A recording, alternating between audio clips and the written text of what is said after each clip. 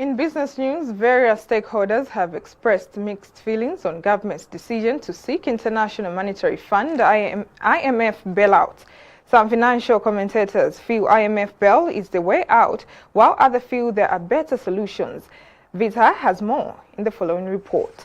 As Zambia continues to look for ways out to avoid the debt crisis, some stakeholders have expressed mixed feelings in relation to the statement issued by the Patriots for Economic Progress Party President Sean Tembo, who is against the idea of government to go ahead with the bailout talks with the International Monetary Fund IMF. Reacting to Mr. Tembo's call, financial analyst Kelvin Chisanga says Zambia's economic challenge does not need a single solution and has charged that government's talks with the IMF to access the bailout package should not be politicized.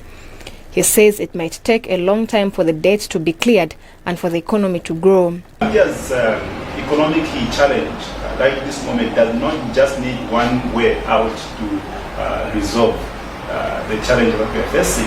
It needs a different compendium of cases for us to look at. And IMF comes in to be one of the key factors at the moment. Quite okay. We are looking at also the political mandate that could have also been given by Zambian people to the UPND. Probably they want to accelerate economic growth at a faster rate, on which, if we look at the basis in which we are facing the current economic challenges, it may take a lot of years for us to recover and to make good of our economic structure or acceleration. So the IMF comes in to be a quicker model for us to actually moderate economic growth. Economist Trevor Hambai says for Zambia's economy to recover, there is need to get support from the International Monetary Fund.